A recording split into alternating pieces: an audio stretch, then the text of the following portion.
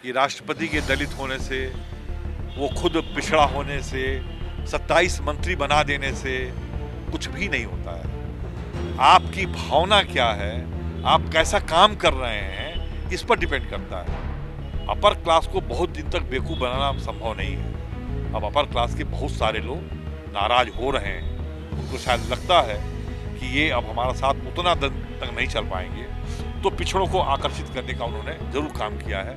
पहले और आज में दिक्कत ये हो गई है कि पहले खाली सवर्ण लोग राजनीति करते थे, मुख्यमंत्री हुआ करते थे, इक्का दुक्का कोई पिछड़ा बनता था। अब सारे तमाम प्रदेशों में पिछड़े मुख्यमंत्री बने समाजवाद के नाम पे, लाल टोपी लगाने के नाम पे।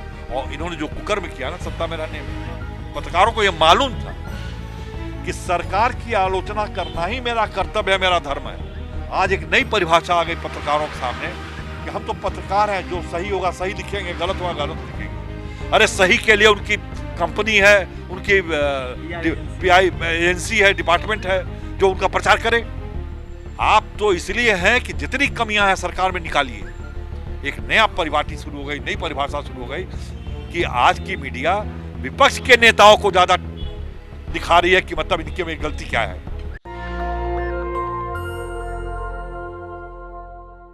सत्ता के गलियारों को और राजनीतिक उतार चढ़ाव को लंबे समय से देखने वाले अरुण कुमार श्रीवास्तव मेरे साथ हैं, जो लगातार राजनीति में जो उठापटक हो रही है, किस करवट ऊँट बैठेगा, अब यूपी का चुनाव है उस पर बात होने लगी है।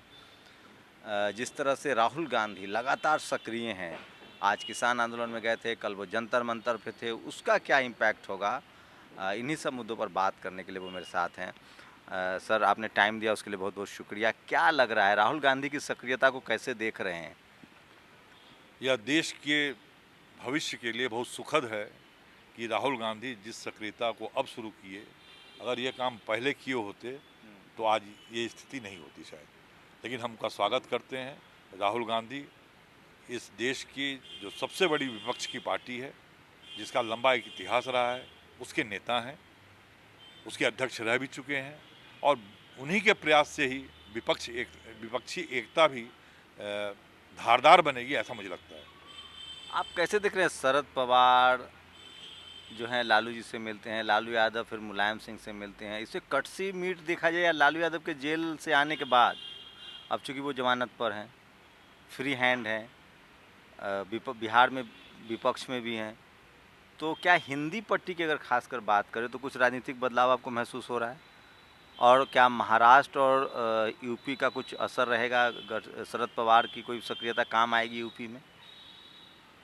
देखिए, लालू जी पिछले लंबे अरसे से बीमार थे, और उनके बारे में ये तो कहा ही जाता बहुत बहादुर आदमी है और दमदार आदमी है, लेकिन उनकी बीमारी की वजह से सब मामला थोड़ा गड़बड़ हो गया।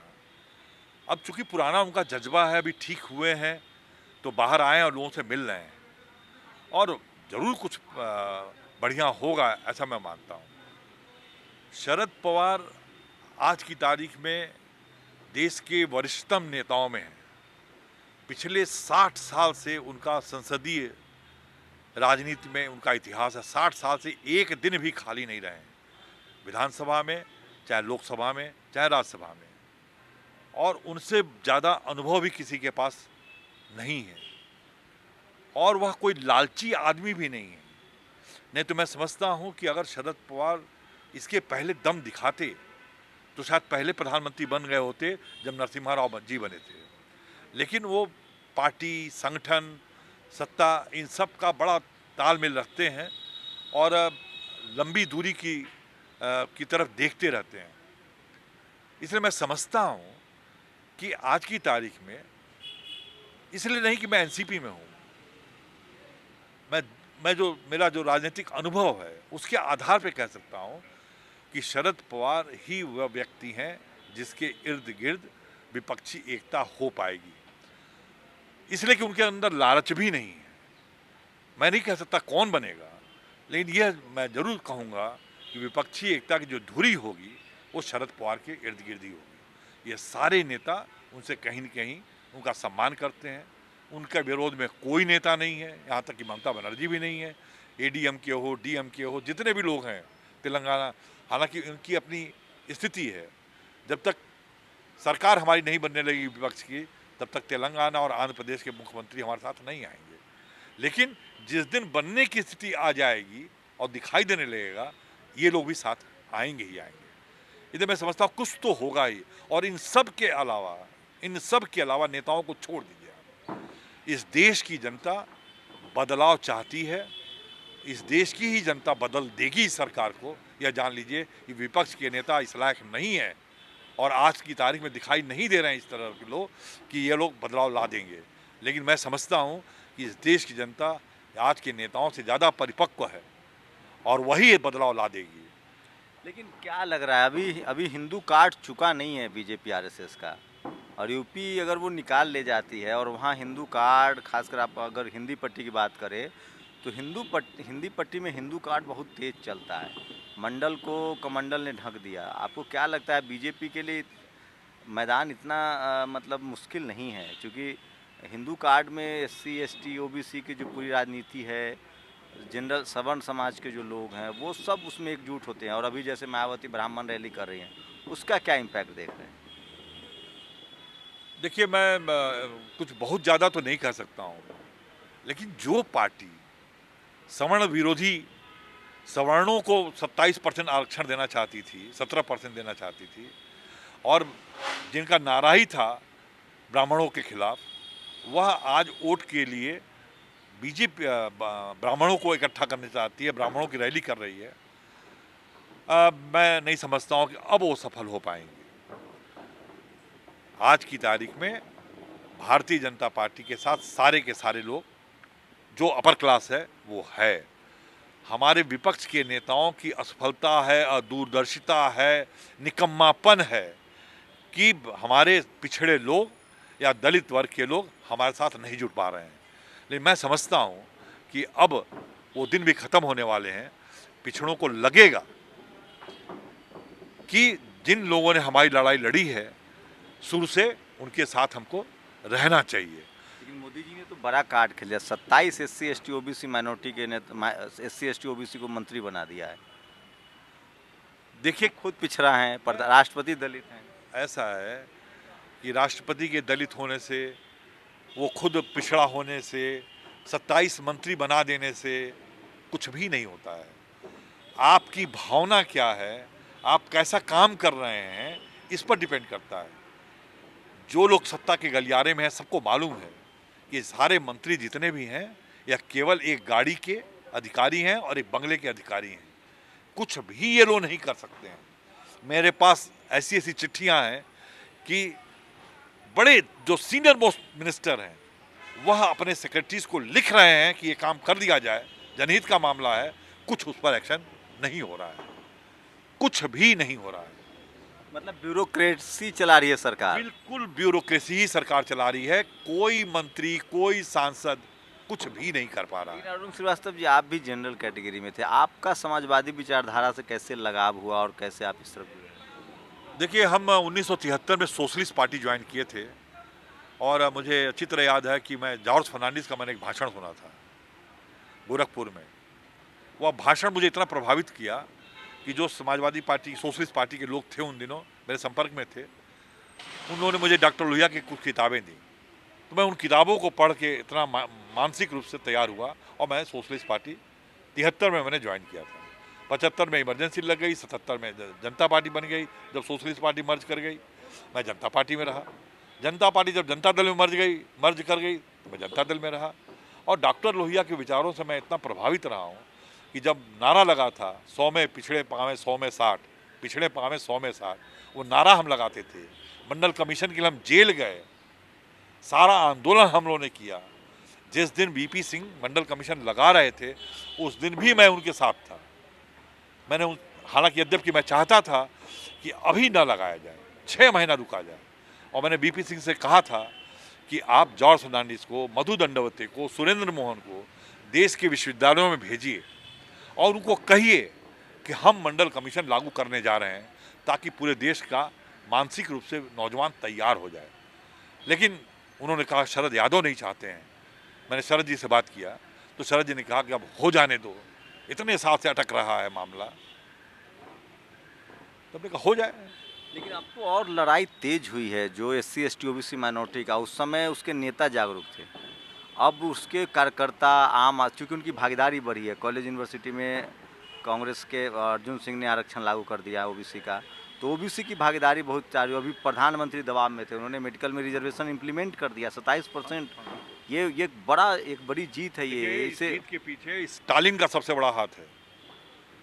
तमिलनाडु के चीफ मिनिस्टर ने आकर के जिस तरह से यहाँ पे दबदबा बनाया, और सब वर्ग के लोग, दलित समाज के लोग, हर तरह के लोग इसके पीछे लगे थे और मांग कर रहे थे। जब धरना प्रदर्शन होने वाला था उसके लिए, तो मोदी जी डर गए, और उनको अब अपर क्लास को बहुत दिन तक बेवकूफ़ बनाना संभव नहीं है। अब अपर क्लास के बहुत सारे लोग नाराज हो रहे हैं। उनको शायद लगता है कि ये अब हमारा साथ उतना दिन तक नहीं चल पाएंगे, तो पिछड़ों को आकर्षित करने का उन्होंने ज़रूर काम किया है। लेकिन मैं मानता हूँ ये मंत्री बन जाने से कुछ नहीं होगा। पिछड़े अच्छी तरह से जानते हैं कि आरएसएस के हाथ में। देखिए, बागडोर आरएसएस भी तो कभी कभी कहता है ना कि हम दलितों के साथ बैठेंगे, दलितों की बात करेंगे। ये सब भुलानेपन की बातें बहुत सारी होती रहेंगी। भागवत साहब ने जिस तरह की बातें की हैं, यही मौका आएगा तो कह दें संविधान में परिवर्तन होना चाहिए। यही मौका आएगा तो जब अपर क्लास के बीच में बैठेंगे तो कह देंगे कि अपर औरतों को जो है मतलब कोई बच्चा पैदा करने के अलावा कोई उनके अधिकार ही नहीं है। ये क्या लोग भूल जाएंगे? और अगर लोग भूल जाते हैं तो ये विपक्ष की नाकामी है। विपक्ष के सारे नेता और जितने पिछड़े विपक्ष के नेता हैं, ये सब उत्तरदायी हैं नरेंद्र मोदी को लाने के लिए। पहले और आज में दिक्कत ये हो गई है कि पहले खाली सवर्ण लोग राजनीति करते थे, मुख्यमंत्री हुआ करते थे, इक्का दुक्का कोई पिछड़ा बनता था। अब सारे तमाम प्रदेशों में पिछड़े मुख्यमंत्री बने समाजवाद के नाम पे, लाल टोपी लगाने के नाम पे। और इन्होंने जो कुकर्म किया ना सत्ता में रहने में, एक भी नेता ने समाजवादी विचारधारा इस देश में लागू हो, समाजवादी विचारधारा से लड़के बच्चे परिपक्व हों। एक समाजवादियों का संस्था राष्ट्र सेवा दल, श्री मुलायम सिंह यादव, श्री लालू यादव या श्री अखिलेश यादव बतावें कि जब वो मुख्यमंत्री थे कि सेवा दल को स्थापित करने के लिए, सेवा दल जो एकदम पैरेलल है आरएसएस के, बनाया गया था उस समय। और आज भी सेवा दल से हजारों बच्चे, उनकी ट्रेनिंग होती है जो समाजवाद देश में लाने के लिए, धर्मनिरपेक्षता लाने के लिए काम करते हैं। कुछ भी नहीं किया इन लोगों ने। एक इंस्टीट्यूशन नहीं बनाया उत्तर प्रदेश में, एक बिहार में इंस्टीट्यूशन नहीं बना जहाँ समाजवादी विचारधारा की बात हो, जहाँ धर्मनिरपेक्षता की बात हो। कोई ऐसी लाइब्रेरी नहीं बनाया। लेकिन अब जो युवा हैं, जो सोशल मीडिया पर अब जाएं, तो जो कॉलेज यूनिवर्सिटी में युवा हैं, वो बहुत ज़्यादा सोशल जस्टिस और कास्टिज्म के खिलाफ बात कर रहे हैं, तो उसको एक नया बदलाव देख रहे हैं। देखिए, जो अब नौजवान पढ़ लिख लिया ना, पहले खाली नारा सुनता था, अब देख रहा है, पढ़ रहा है, उसको लग रहा है कि बाबा साहब भीमराव अम्बेडकर ने जो कहा था वो कितना सही कहा था। तो इसलिए वो, और देखिए मैं ऐसा मानता हूँ, जब कोई भी जाति अपने लाभ के लिए आंदोलन करता है तो उसमें उतना दम नहीं होता। मैं जानता हूं अच्छी तरह से कि महाराष्ट्र में दलित मूवमेंट बहुत तेज हुआ ना, लेकिन उसका नेतृत्व कौन कर रहे थे? महाराष्ट्र के ब्राह्मण लोग कर रहे थे, समाजवादी कर रहे थे। तब वहां जाके मजबूत हुआ। मैं नहीं मानता कि केवल बाबा साहब अम्बेडकर ने लिख दिया इसलिए वहां हो गया। जब आप अपने लाभ के लिए नहीं दूसरे के लिए लड़ेंगे तो ज्यादा आकर्षित करेंगे। पिछड़ों का आंदोलन इसलिए भी सफलभूत हो पाया। जरूर शरद यादव, लालू यादव, मुलायम सिंह यादव उसका लाभ उठा रहे थे, लेकिन उसके पीछे जॉर्ज फर्नांडिस भी थे, मधु दंडौते भी थे, सुरेंद्र मोहन भी थे, ये सब अपर क्लास, मधु लिमय थे। इन लोगों की विचारधारा, उनकी सोच थी कि आज यहाँ पहुंचा है, और इन सब लोगों को इन लोगों ने एकदम किनारे कर दिया है। मैं 1900 जब मंडल कमीशन लागू हुआ तो मैं गोरखपुर से चुनाव लड़ना नहीं चाहता था, मुझे मजबूरन लड़ना पड़ा। तो मैंने कहा कि मुझे कौन वोट देगा? इधर हमारी जाति के लोग जो है हमारे हमसे इतना नाराज है जिसका कोई सामने नहीं।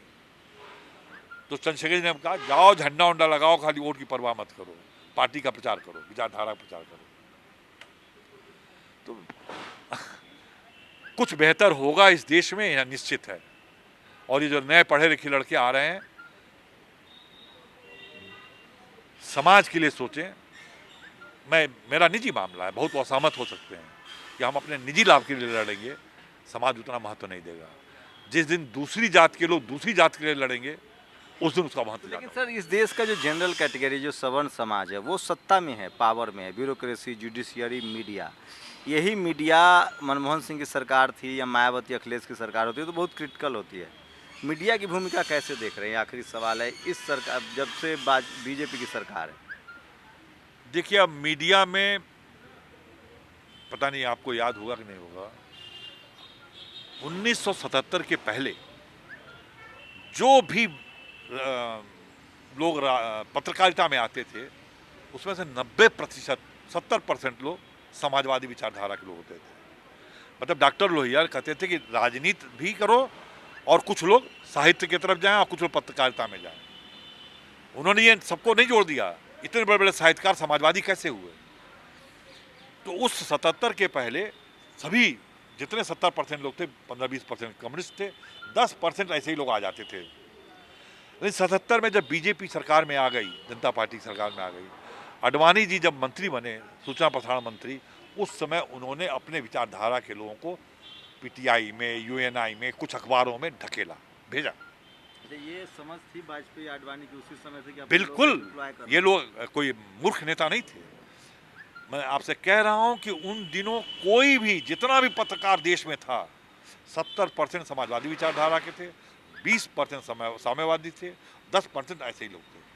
और उस समय पत्रकारों को यह समझाया जाता था, पत्रकारों को यह मालूम था कि सरकार की आलोचना करना ही मेरा कर्तव्य है, मेरा धर्म है।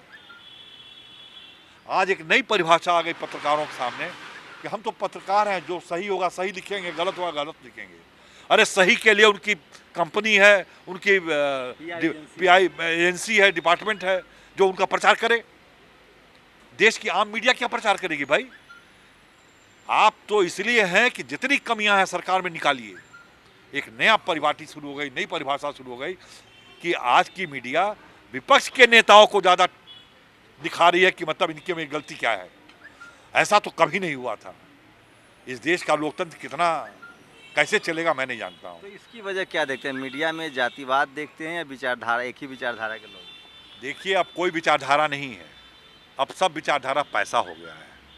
पहले मीडिया में, मैं गोरखपुर का रहने वाला हूँ, वो दो बड़े पत्रकार थे। एक ज्ञान बाबू जो मट्टा माइला धोती पहनते थे, कुर्ता पहनते थे और साइकिल से चलते थे, और हम जैसे बड़े घरों के लड़के उनसे डरते थे और उनसे मिलने के लिए दूर बैठते थे। जब वो बुलाते तब हम लोग उनके पास जाते थे। 150 रुपये तनख्वाह थी उनकी, 150 केवल।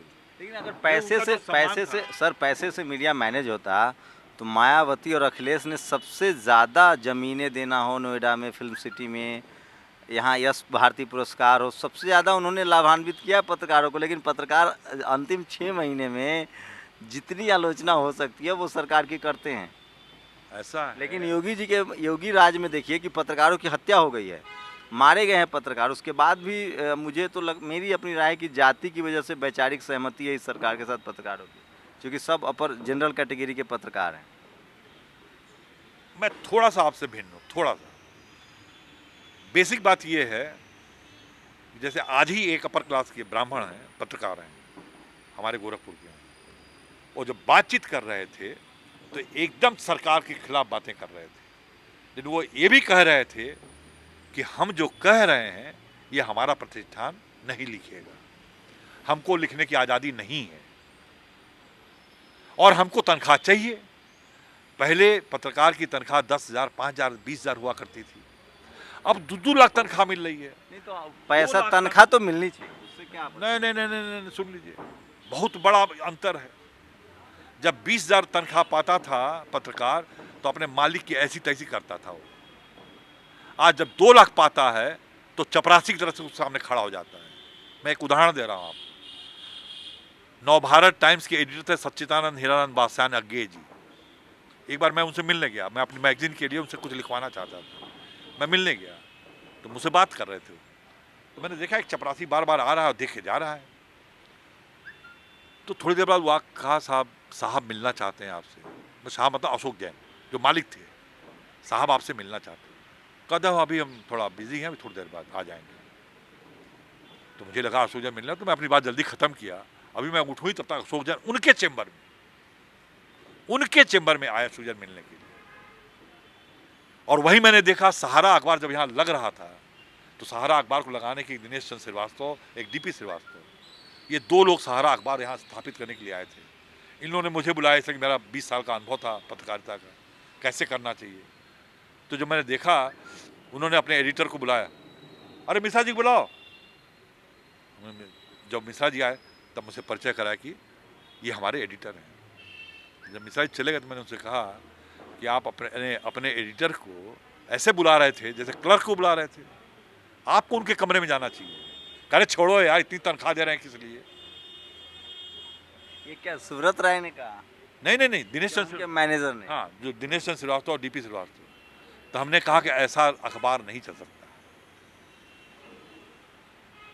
ये समझ लीजिए कि अब ये सोच है कि अब यह आदमी जिसको मैं 2 लाख दे रहा हूं, जिसके खर्चे इतने बढ़ गए हैं, अब यह क्रांतिकारिता नहीं कर सकता है और सोच के घुल के मर जाएगा, ये हो सकता है, लेकिन अब वो लड़ नहीं सकता किसी से। और भारत में ईमानदार पत्रकारिता होती है, बट लेकिन फर्क पड़ता है कि सरकार किसकी है, किस पार्टी की सरकार है। किसी भी पार्टी नहीं, लालू यादव की जितनी आलोचना मीडिया ने की है आज तक इस देश में किसी नेता की नहीं। बिल्कुल सही बात है। मुलायम अखिलेश की हुई है, मायावती की हुई है, लेकिन किसी सवर्ण मुख्यमंत्री की नहीं। एक सवर्ण मुख्यमंत्री बताइए जिसकी आलोचना इस देश की मीडिया ने की हो। इंदिरा गांधी की है मीडिया ने आलोचना, राजीव गांधी की है, मनमोहन सिंह बेचारे सिख थे तो उनकी कर दी। एक सवर्ण नेता बताइए जिसकी मीडिया ने कभी आलोचना की हो सीएम पीएम के तौर पे, एक बताइए। अब तो मोदी के खिलाफ सोशल मीडिया पर लोग लिख भी रहे हैं। मैं आपसे सहमत नहीं। इंदिरा गांधी के खिलाफ तो लोग की कलम नहीं चलती थी सर। कह रहा बिल्कुल गलत बात है। खूब इंदिरा गांधी के बारे में लिखा गया है। हम एक बार जब काला झंडा दिखाते थे ना, इंदिरा गांधी जब गोरखपुर आती थी, फ्रंट पेज पर मेरा फोटो छपता था और सारे सवर्ण लोग थे उस समय। FIR होती थी कि नहीं? अरे पुलिस वाले आके बचाते थे हम लोगों को। जब हम नारा लगाते थे, 1 के 2 लोग धीरे से लेके जाते थे काला झंडा, तो जो पुलिस का वहाँ सबसे बड़ा अधिकारी होता था वो दौड़ के आके हमारे पर कूदता था। अरे पागल हो, बनारस के गुंडे आए, कमलापति त्रिपाठी मार डालेंगे तुमको। ऐसा कुछ नहीं था।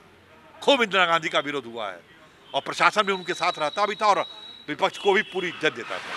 तो ये अरुण श्रीवास्तव है। हम लोग लगातार बातचीत को कंटिन्यू रखेंगे। मैं फिर कह रहा हूँ, सोशल मीडिया पर समझने की कोशिश कीजिए और ये मीडिया वो है जिस पर आप अपनी प्रतिक्रिया भी दे सकते हैं। आप इनकी बातों से सहमत है, मेरे सवालों से सहमत है, असहमत है, आप अपना कमेंट जरूर कीजिए, क्योंकि ये 2 वे कम्युनिकेशन है। आप भी अपनी बात रखिए, हम भी अपनी बात रख रहे हैं और ये बहुत ज़रूरी है इस देश की डेमोक्रेसी को, मीडिया को समझने के लिए। एक बात तो है कि पहले पत्रकारों पर हबीबगंज थाना हो या नोएडा के किसी थाने में या इमामगंज के किसी थाने में FIR नहीं होता था, इतना लिहाज था। अब अगर आप सरकार के खिलाफ बात करेंगे तो आप पर FIR हो जाएगा। बहुत चीज़ें बदल रही है। आप भी बताइए, अपनी प्रतिक्रिया दीजिए कि क्या फिर से सोशल जस्टिस की लड़ाई और तेज़ हो रही है, समाजवाद की लड़ाई फिर से आगे आएगी, या कॉरपोरेट जिसको कह रहे थे पूंजीवाद, उसकी लड़ाई और उसके लोग जो हैं वो और हावी होंगे। अरुण जी से हम लोग लगातार बातचीत करते रहेंगे। मेरी कोशिश होती है कि राजनीति की वो परतें जिस पर धूल जमी हुई है उसको भी समझिए और आगे क्या होगा उसे भी समझने की हम कोशिश करते हैं। कैमरा आशीष के साथ शंभू कुमार सिंह, नेशनल दस्तक, दिल्ली। नेशनल दस्तक की आपसे गुजारिश है कि अगर इसको बचाना चाहते हैं तो नेशनल दस्तक को सब्सक्राइब करने के लिए रेड कलर के सब्सक्राइब बटन को दबाएं, फिर बेल आइकन की घंटी दबाएं। नेशनल दस्तक को बचाने के लिए बहुत जरूरी है कि हर खबर को शेयर करें, लाइक करें, कमेंट जरूर करें।